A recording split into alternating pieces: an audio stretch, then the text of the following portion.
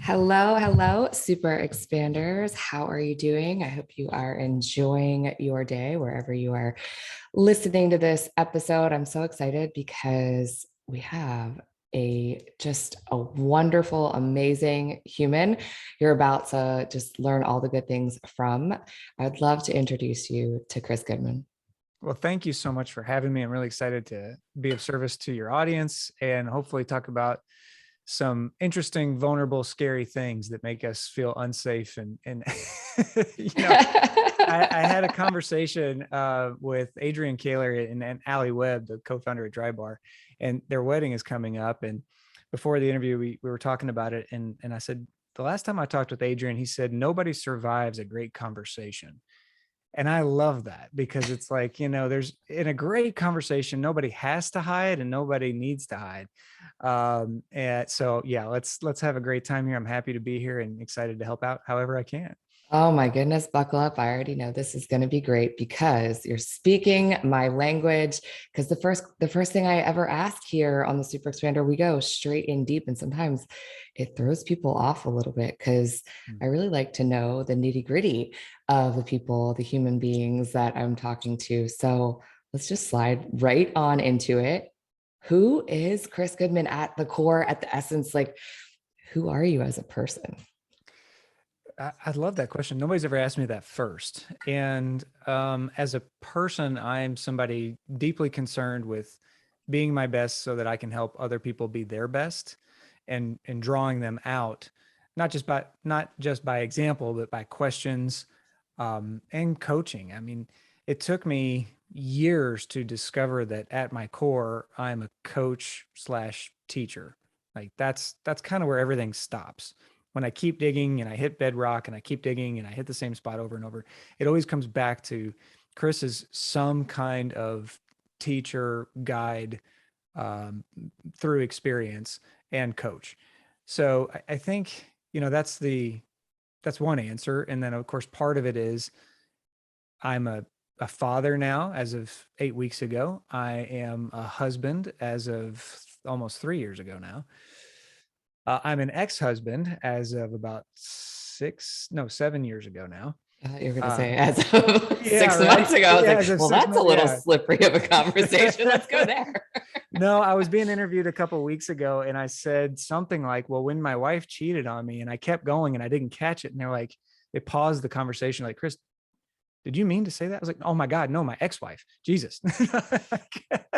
So yeah, ex-husband, you know, brother, uncle to now, I think 9 nieces and nephews.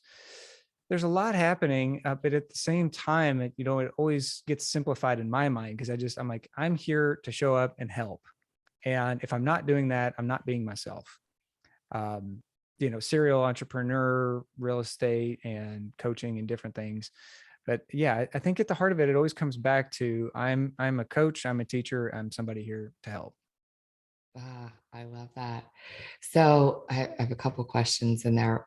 You first started talking about really helping people, both yourself and other people, be their best. So when you think of people and yourself like at their best, what does that really mean for you? That's the fun part is it doesn't mean anything to me. It means everything to them though. What is that vision in their mind? We take everybody through an exercise in our practice involving their 10 out of 10 life and their 10 out of 10 vision because it's so different for everybody. And most people don't slow down long enough to really put some color into that vision. They get scared of thinking that big. They get scared of thinking that long term because what if it doesn't work out? In one exercise, we push them to think 250 years into the future. Who do you want to be in 250 years? What do you want that name to mean? What do you want your efforts to have meant? And what's that vision mean for you now? So it's fun for me because it's a blank canvas on my side, right? Best is totally neutral in my world. I want to know what best means to you. For some people, the primary core value there is their physical fitness, and that's the pillar that they want to build everything else on top of, or the foundation. And other people, they want to focus on their romance. Other people, it's spirituality or contribution. I have no clue. So when I say be my best, it's just be a version of myself working at that big vision, that compelling mission that takes me there, so that I can lead by example when I do get a hold of somebody who says, I think I want to improve. Yeah, I love that exercise. So now we're really speaking the language of legacy. So what when you what's what's your answer to that question? Like what is the legacy that you want to leave behind? What do you 250 years from now? And they're talking about Chris Goodman. What do you want the conversation to be? Well, I tease everybody that, my goal in life is to live up to my name. My last name is Goodman. And that's something I've always taken kind of personally and seriously, that if I'm gonna do something, I'm gonna do my best at it. I'm gonna do it well. We're in my world, it's normal to go the extra mile, and I want people to associate my name with that kind of service and value. Um, I think that the most important thing to my legacy now is obviously my family. Given we just had our first daughter, first child, it's a girl, 8 weeks ago, and that changes how you think about your legacy. It's like, what you want to leave behind to them. And I don't even mean like build an empire that I can hand her the keys to. I mean like the legacy of who she becomes because of who I've been. That's what's really important to me there. And, thinking about her, talking about her dad long after he's gone, as a man who cared, who did his best, who helped people, in all kinds of ways, and led her by that example. That's on the life side. On the business side, the legacy that we want to leave is thousands and thousands of truly happy and fulfilled business owners who found that happiness and fulfillment through coaching. I used to recruit and train real estate agents, and I thought if I could just get a hold of every agent in the country, just for a day or two, I could help them do so much better. And as I kept like figuring out how I wanted to do this in life and business, I kept realizing, okay, if I get to like the root of a group of people, I can change that whole group of people. So I started targeting, the leaders of big teams, the leaders of market centers in different big cities, and trying to like get a bigger bang for my buck, so to speak. And that changed how I approach coaching when I launched my own coaching business. Because now I see it as I may not be able to change everybody in the world, but if I can get a hold of one business owner who changes the way they think and the way they see people and the way they unlock other people's potential, then I can change their whole organization, all of the people's family trees in that organization in perpetuity. That's a legacy I can get down with. Yes. Oh my gosh. I love that. It all kind of really boils down, I think, when we look at creating legacy, depending on like the person you're talking to, whatever their focal point is, if you keep peeling the layers back, I think it all really boils down to freedom. And if we can start speaking the language of freedom to each person, that's how we can shift and change generational wealth, which requires an element of emotional intelligence. And I feel like that in communication, that I don't know, you're speaking my language.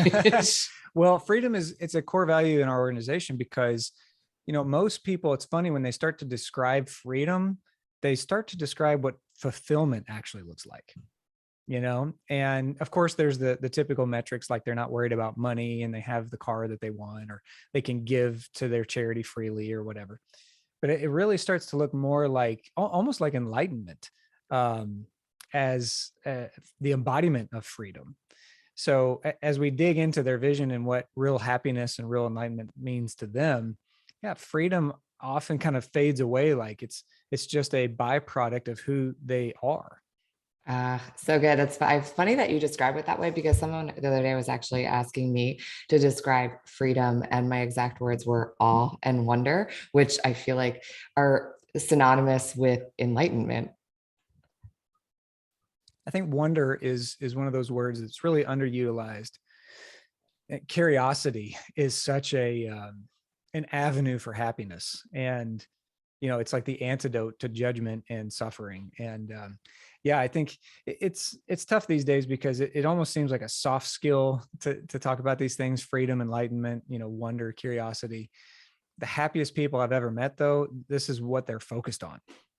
Yes, right. Okay, so now we're gonna really riff on this one because so one of my most famous sayings is that I don't want to have to ask my bank account for permission, and it really has nothing to do with money. So because I personally think that wealth has everything to do with being able to show up freely and give of your time, emotion, your resources, your energy in whatever particular way that you choose to. Mm. And I feel like that's exactly what you were saying there. And it's, which I think always comes back to when we start talking to coaches, we're both coaches, right? Um, the mission behind coaching is truly that, right? To get people to a place of complete autonomy. Yeah, yeah, and it's not always easy. However, when you get there and you take responsibility for your bank account, what you have, what you don't have in it, you can really unlock a whole new, what's the word? I think it's a perspective. It's like a lifestyle about, okay, if I can take responsibility for this, I can go get more or less, and that's up to me. And it's not up to my employer or my clients or the market. And you stop putting all that power outside of you. And that changes everything. I'm sure you've seen this with the people you work with, that when they take that level of responsibility, it seems like such a subtle shift, but man, everything explodes after that. Oh, yeah. Radical responsibility truly is the path to freedom. It was also like, you'll have to weigh in on this. So everyone that I talk to, when the beginning conversations of freedom, there is this essence of freedom having an element of laziness and non-structure to it. But I firmly believe when you first start dreaming of freedom, right? That's like kind of what you're thinking because stuck in this job that you hate. You're stuck in a relationship that's not fulfilling you. You're stuck in something, right? And so on the other side of that, all you want to do is just like be a blob of nothing, and that's what freedom looks like. Or in that element of like being able to just like spend freely in a way that is almost like gluttonous, right? But that's not the element of freedom really comes through the structures, the discipline, all of the things. And within the confines of that structure is where we find our freedom. It's up to the individual. And I think for really high achievers, it's actually a fear. Most of my one-on-one clients are seven-figure earners with, 10 or 20 people on their team, and they have a lot of responsibility, a fast-paced life, and they love that pace and a lot of priority. Yet at the same time, they're clawing for more freedom. So it's this kind of like gas and brake at the same time. And I have seen more people self-sabotage real freedom, meaning total passive income, and they don't have to show up to work. They don't have to be a blob on a couch, but they may not have all the responsibility that they're used to. And I've seen more people blow that up because they're afraid they're going to be useless. They won't have any purpose. They won't have a new mission to follow. They won't be productive. And it's just not true. It's just, you know, learning how to take the resources you have into that new life. Well, I think you get what I'm saying though, right? Because most people think they want that level of freedom. And then as they get close to it, it feels surreal. It feels scary, and they don't know how to navigate that fear. Yes, a little self-trust that needs to come inside Yeah. of that equation.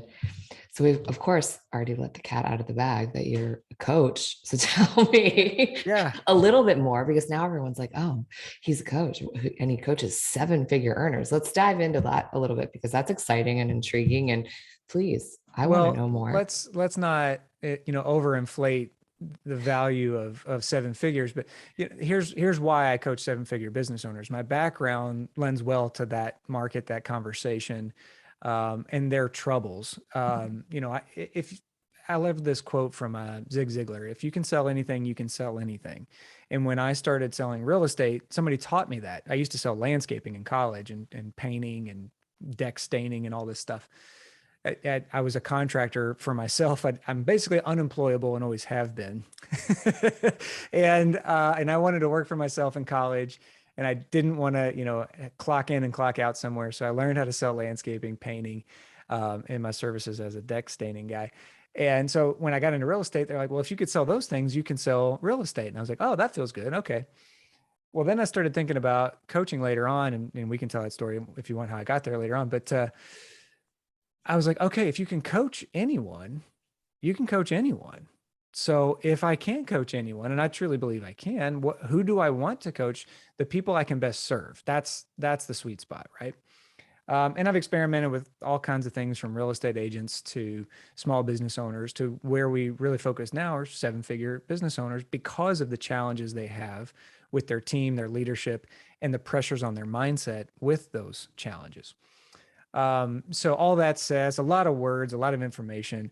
I mean, I'm a coach in what I think is the true sense of coaching, which is that you have a coach, a mentor, a consultant. They do different things. The consultant shows up to give you the answer, the paint by numbers. Here's exactly what you need to do, who you need to hire, who you need to fire. We'll even do it for you for a fee, right? That's not what we do. A mentor is somebody who shows up and says, I've had success doing X, and I want to teach you step by step how I created that success. Follow my lead, do what I did, you'll get what I got, right? Also not what we do. Now, I'm going to blur the line a little bit because sometimes we'll teach our clients things that work in business that we have had great success with, repeatable success with, and we'll give them the framework. But where we really focus 90% of our efforts is in coaching, which is in asking a question to draw the person out to self-discover their own answer and their own path forward. And I know you've done this at a high level for long enough to know exactly what that means. But for a lot of people, they've never heard the distinction. A lot of people hear the term coach and they think, oh, this guy's going to teach me everything I need to do and give me the result that I want. It's like buying abs instead of buying a gym membership. And Right? wouldn't we all have a six pack if that was Exactly. possible? And I forget who it was, but I heard a coach one time say, I am not a hospital where you get to rush in here and I fix you and send you on your way. I am a fitness center at best where you show up, do the work, and walk out being happy because you showed up, because you did the work. And I love that analogy, but because some people need a mentor, some people need a consultant, but what we offer is really coaching, questions to draw you out to help you make those decisions to move forward. I love the description and the breakdown on that because I, I think every person at some point in their life should experience an amazing coach because it truly is the thing that helps each person be self-led, right? And it's what is the saying? It's like give a man a fish, feed him for a day, teach a man to fish or show a man to fish, which I feel like while you're not showing and coaching, you are teaching, extracting the like how it is that they find their own answers, right? By asking really great questions. And the more times you are asked great questions, you then are able to then start to ask yourself great questions. Like if you're not in, it's like this flexing a muscle. You get asked a great question, you become more curious. So then in your own life, you start questioning things and you become self-led. Very well said. It's flexing that muscle until it's just who you become. Yes. So good.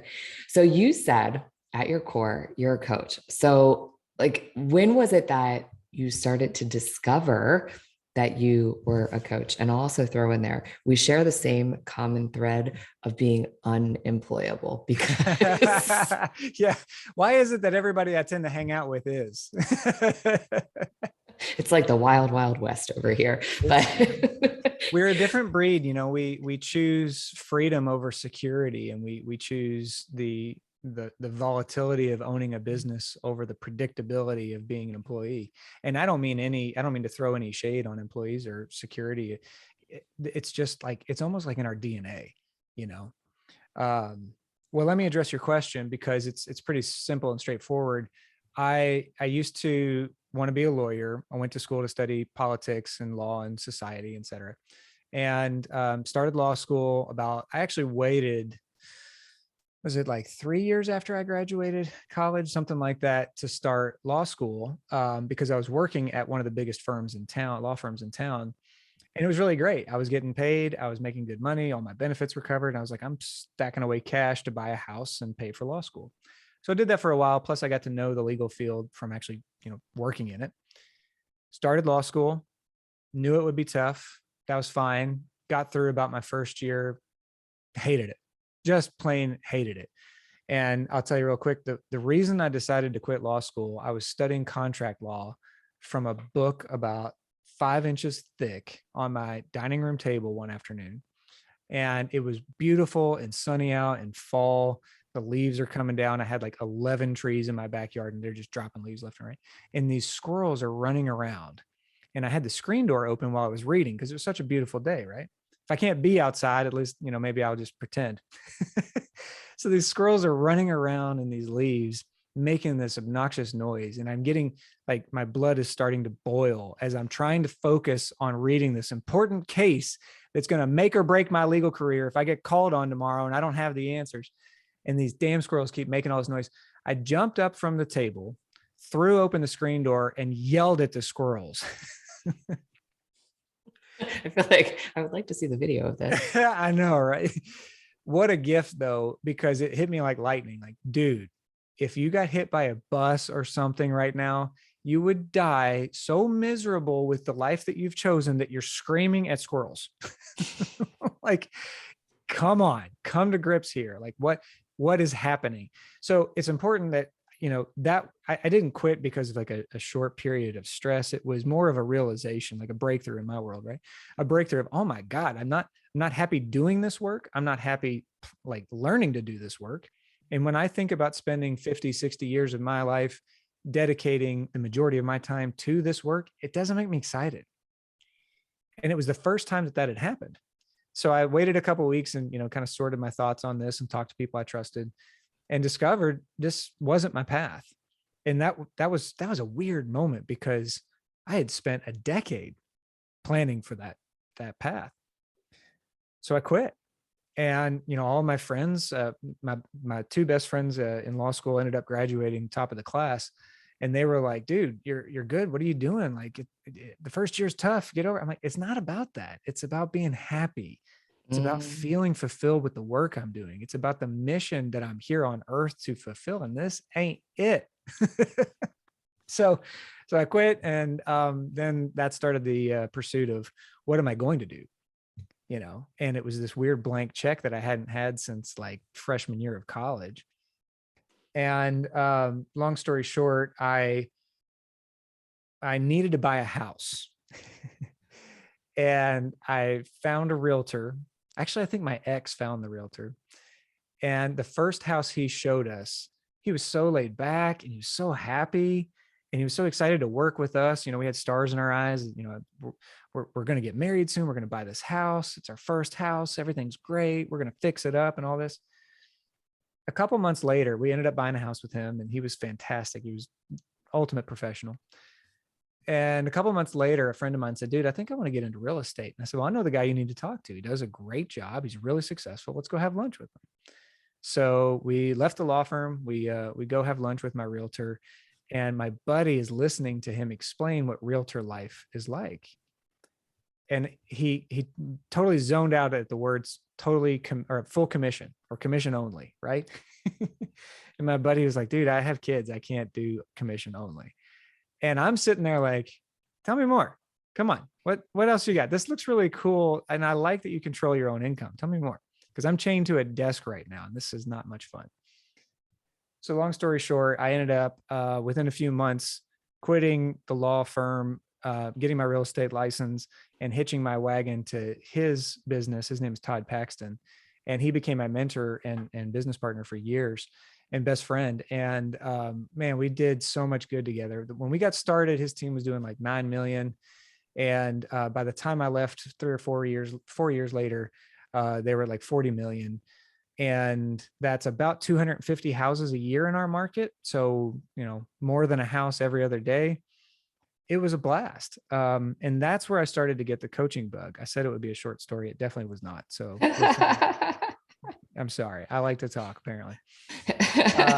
Well, that's why we're here. That's right. So if you're following along, The fun part was I did really well. I took it very seriously. I got rookie of the year.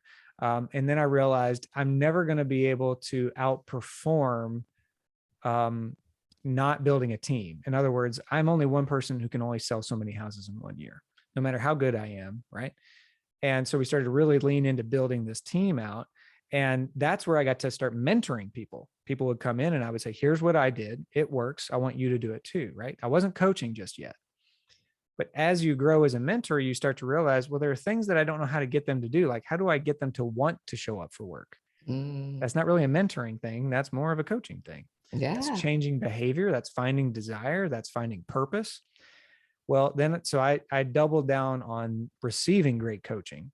And that's where people like, I'll rattle off some names and few people will know who they are, but Pat Mancuso, Todd, obviously my mentor, Scott Toombs, who else? I mean, Gary Keller and Jay Papasan, the leaders in the Keller Williams world, are always role models to me. But people, Mark Willis and John Davis, the CEOs of Keller Williams, these guys and women showed me the way, which was by asking great questions and having somebody self-discover a great result that they wanted, that they truly wanted to step into.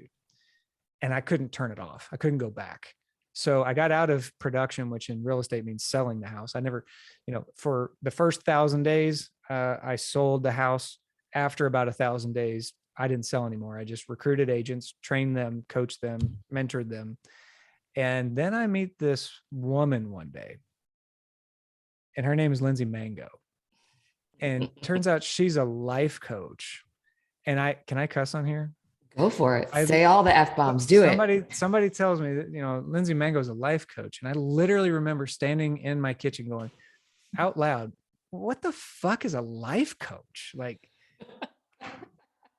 I remember being so perplexed. Like, what do they teach people how to live? They tell people how to live their life? That sounds shitty.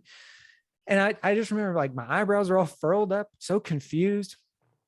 Well, very long story short, I met Lindsay, and the second I met her changed my life. And fast forward to, I don't know, 3 months later, we went on our first date. 4 months later, we went on our first date. This woman was bouncing around. Our first week of dating, she's hanging out on a rooftop in New Orleans at the Omni by the pool in a bathing suit in the sun with a cocktail, quote, working, coaching on the phone. And she's like, well, yeah, I can kind of work from anywhere. I'm like, what is happening? What is this? Like, I got to be back here to manage these deals. And I love what I do, but this freedom that you've got, I need to know more about that. And you're really helping people? Like, you're actually helping people? She's like, yeah, they changed their life. I just asked them a few questions and they changed their whole life. I'm like, okay, come on. This sounds too good to be true. That was in April of 2017. By July of 2017, I quit real estate and started my own coaching business. And never looked back, because it was my first experience. And then, of course, we figured this out as the months went on, but getting past the black and white letter of the law into real estate was a lot of fun. Getting to advocate for people, teach them about the real estate market, be their guide in real estate was fun. But once I started to see what life coaching could do for people and how deep we could reach and how meaningful the change was, not just, making a little more money here or there or building a business here or there. Once I saw and experienced the transformation in life coaching, I couldn't go back and never have. But it just turns out that, my experience and background lends itself really well to people in business. So that leads us to today, where we focus on business owners for that reason. We can speak their language. We've been through, I say we, because my team, we've been through it. We know what it's like. Yet what we're really after, what the whole design here is to reach down into their life and change who they are so they can be happier, more successful, of course, but really feel fulfilled. Oh, so good. So as I'm sitting here listening to your story, it's reminding me of, all these conversations that I have with people who are doing really, really big things in the world, helping people, and the twists and turns. I love hearing these stories because it always shows up in this way that it's like every single piece of everything that you've done has been an accumulation of bringing you to where you are today, meaning that it's been this journey of accumulating the skills that you needed to bring to this thing. Mm. So like if you had just come straight out of the gate into life coaching, you would have had the freedom, but you wouldn't have had like this rich experience that then you get to infuse into the questions that you ask inside of your coaching practice.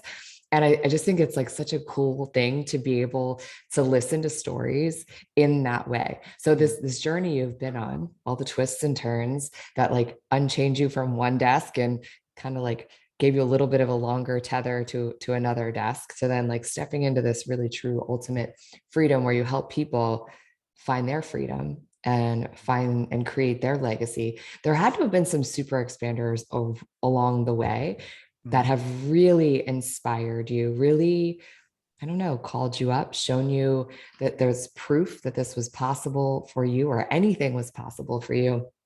I'd love for you to share a super expander story if you would.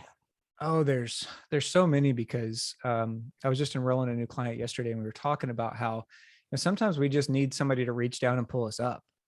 And there's been so many points in my life where a great coach or mentor stepped in to pull me up, and I think Todd is the first one that, you know, Kathy Carroll was a woman that I worked with at the law firm, and she was my first true mentor outside of family. And she really took me under her wing and taught me, here's the best way to do these things.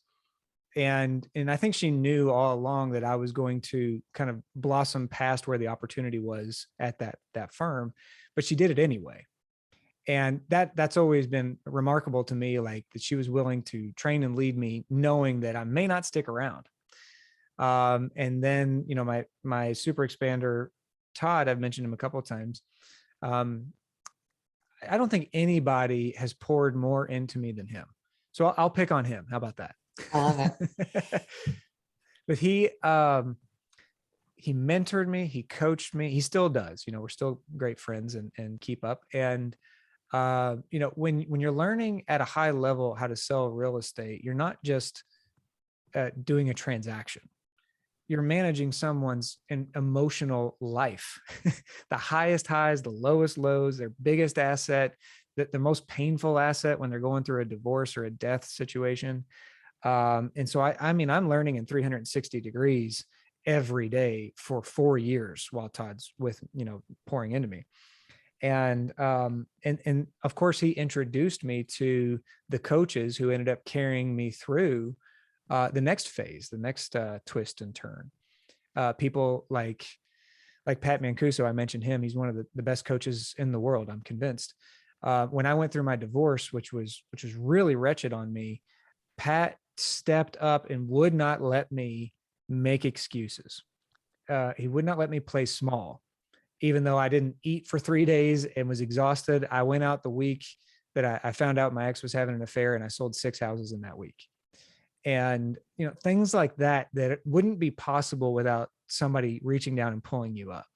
So it's kind of hard for me to pick just one, because, I think when you get the coaching bug, you don't stop. I mean, Chris Harder, I know we mentioned before hitting record that the Harders come up a lot.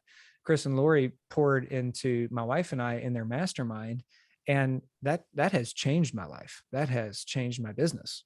It has changed my network because of the friends that I made in their orbit. So, and I believe in coaching so much that I have 3 coaches and I married one. But, they Dr. Keith Wagner was one of Tony Robbins' top, right-hand lieutenants for a long time. And I've coached with him for 3 or 4 years. Jake Kaufman is somebody. I sound like I'm like giving a speech at the Oscars or something. I'm like, in the set design by Harry Truman over here. And I want to thank my dog for believing in me. Yeah.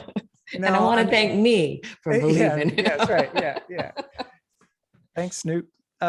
So No, I mean, but it's just so easy for me to pick on people because I'm like, God, I wouldn't have any of this without their help, their leadership, and their coaching.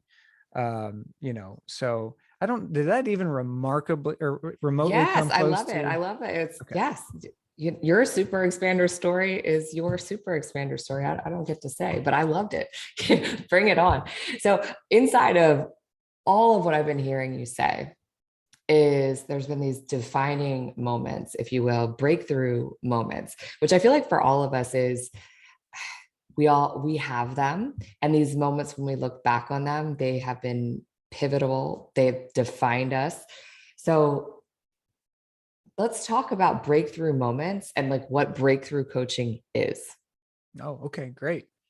Yeah. So a breakthrough moment usually feels like somebody's wringing your heart out, and it could be, we were talking about college graduation or high school graduation from your kid, but it might feel like, oh my gosh, everything is changing. And you really feel it. Like if, I know a lot of your listeners are in tune with their breath and their body and their emotional state.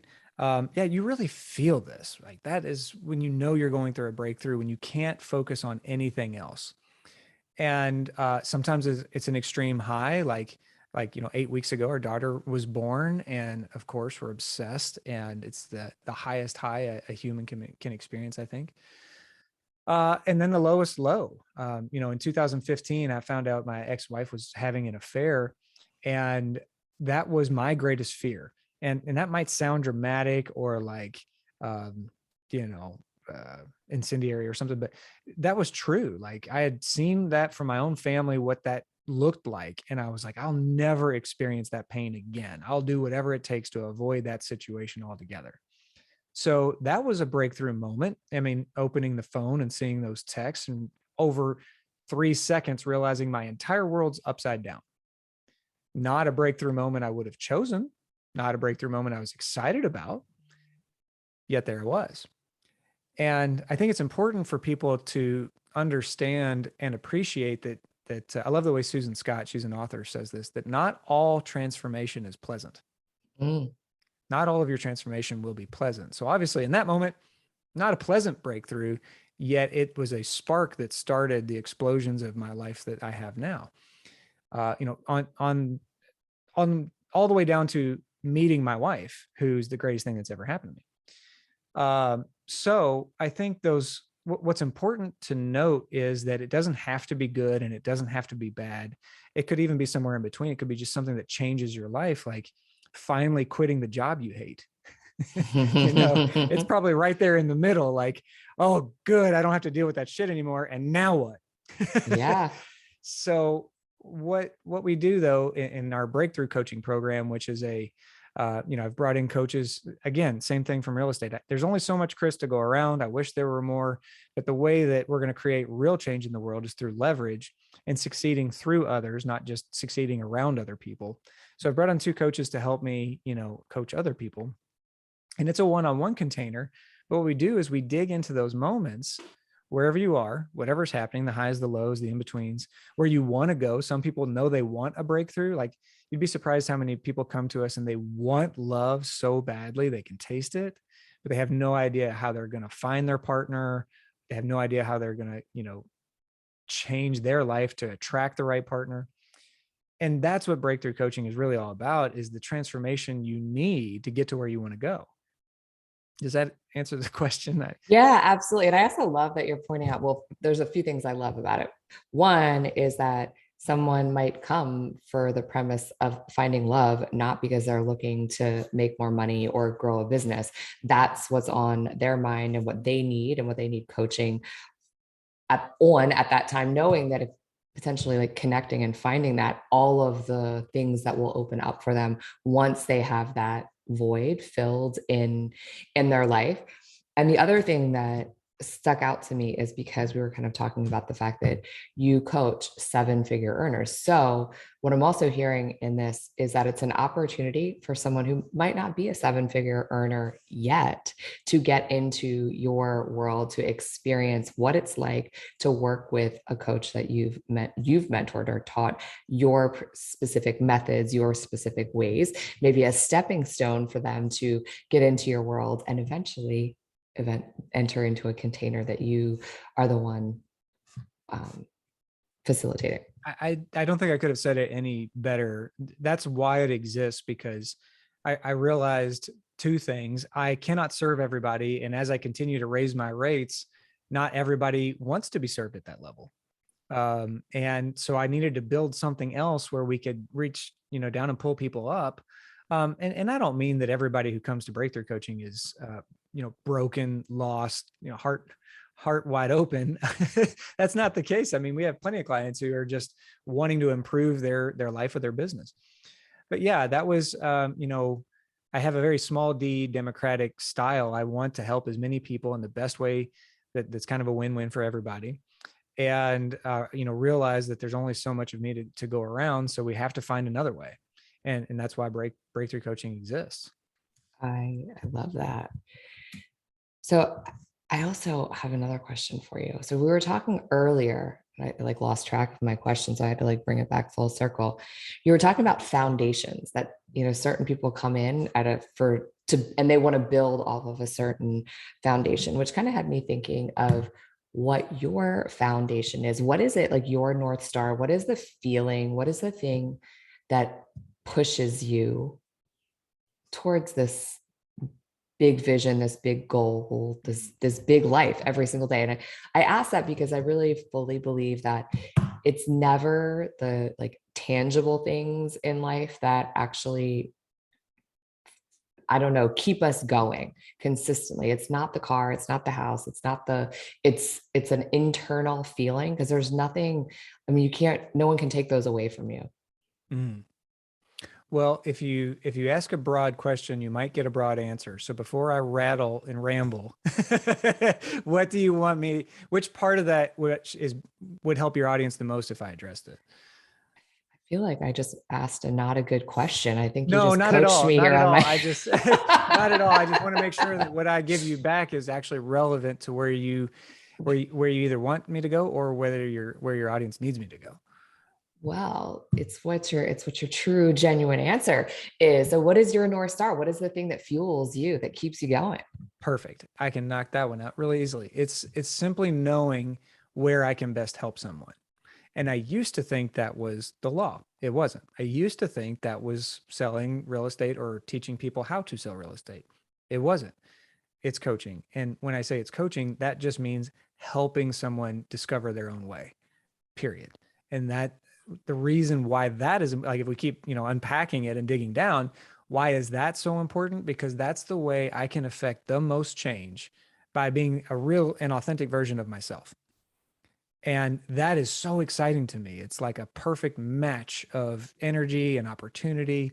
And when you see somebody, from the eyeballs up to their eyebrows light up with a breakthrough because they just realized the thing they needed to change their life, to do the thing they've been avoiding doing for 10 years, to stop doing the thing that they've needed to stop doing, it feels so good knowing that all you did was use your words as medicine, but they took it and ran with it. And you didn't force them. There was no persuasion. It's all organic and voluntary and beautiful.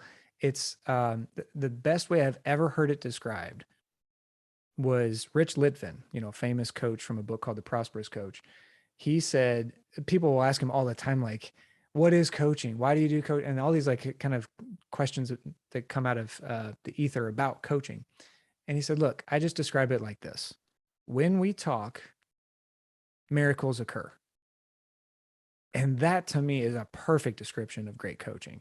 And it's why I have this like addiction to it and probably will never, ever turn it off, because you see what it's like when somebody implements that miracle in their own world, and it changes a bank account, a family tree, somebody's health, their relationship, their environment. It changes everything. And it's beautiful. Ah, so good. It's also a great book. Such a good book. Absolutely. So there's been so many juicy little nuggets of gold and wisdom all throughout this whole conversation.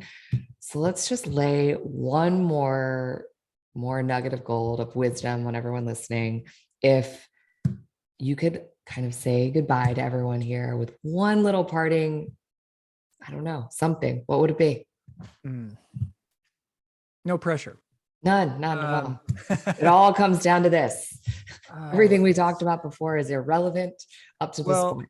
I'll say this, that one of the most impactful questions I've ever come across. I mentioned Susan Scott earlier. She wrote a book called Fierce Conversations, and I think it's in that book.